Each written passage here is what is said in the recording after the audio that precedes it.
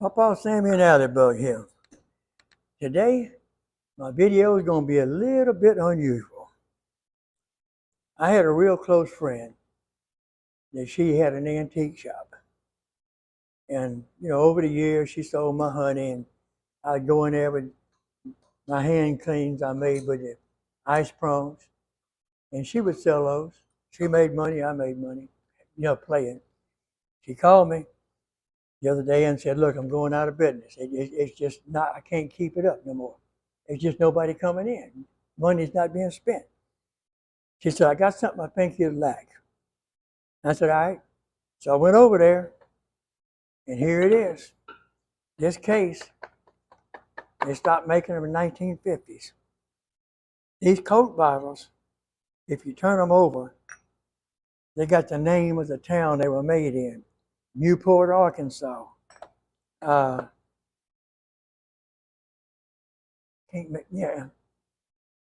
Apel. I can't even make it out. Alabama. Rome, Ohio. And, all of them don't have the names on them, but 8 or 10 of them does. Now, these names, they quit that in the early 50s. 1950s, it was over with. They didn't make any more. Not with the names on them. The rest of these, I don't know how old they are, but you can look at the tops. They've been in there a long time. And here's nothing but a name on it. I didn't even know that. Anyway, hey, there's 10 or 12 of them in here. So I said, "Okay, what do you want for it?" She said, "Well, the lady was asking $50, but she said she'd take, 25 for the case and the coats." Now, I'm going to be truthful with you. I bought it to drink the coats. I mean, what these little rascals cost, even at Walmart, okay? So I give that some thought. I brought it home, looking at them, and they're all dusty and kind of scratched up on the side. I got to looking, and I said, "No, no, no, no. I mean, like this Coke here, we know it's at least 70 years old. This is at least 50. So my granddaughter, being a whiz with a telephone, went on uh, Amazon for this right here, the Cokes in this case, as is, was $380 something. I said, "No, I'll just clean them up and store them over there like I do my other stuff and keep it." So anyway, that's what I'm leading up to today. I don't usually mess with this. At one time, I refinished antiques for a living. For years, I did that. It's a hobby and enjoyment. So I thought today I'd just kind of walk you through some of the old stuff I've got and some of the old stuff I still hadn't found. I know it's in here somewhere. Anyway, you take these old ice prawns, stick them in a block of ice, carry it. That's what these are designed for. That's ice prawns. Also makes a good towel holder. Here's your Gojo, here's your lava soap, here's your hand sanitizer.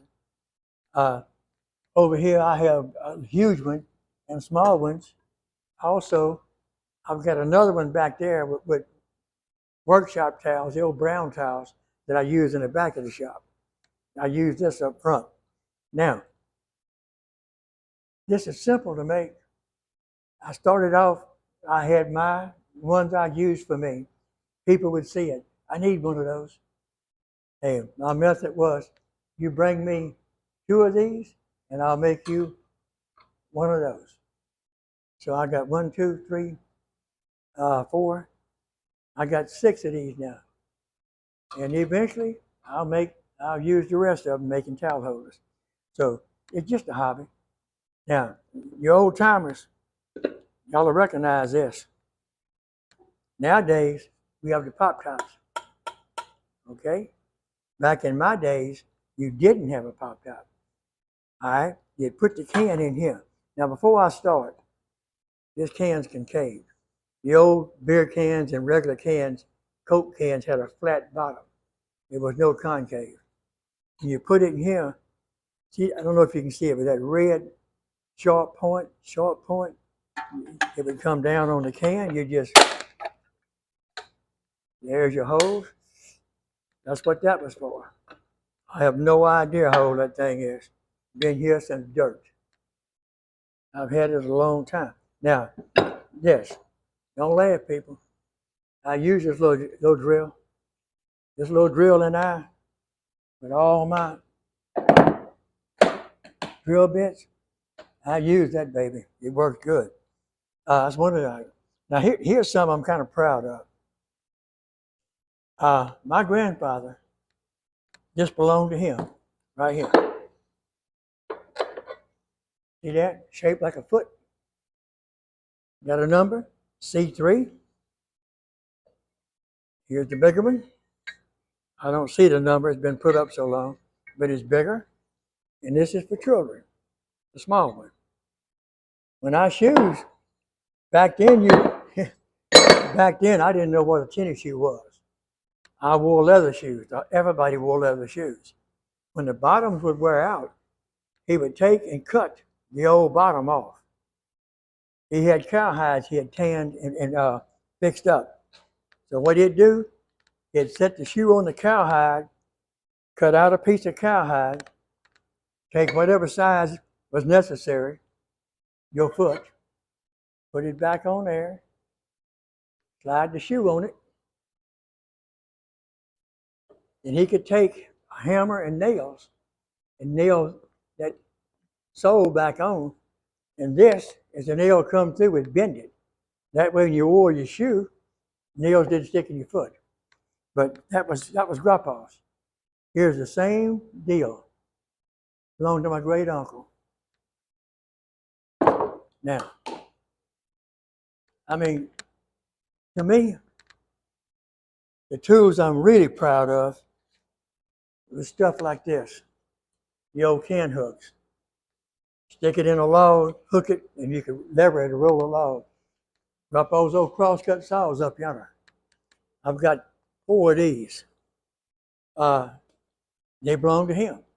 When he passed away, I took them and put them up. You don't even see these tools anymore. So I take care of them. Now,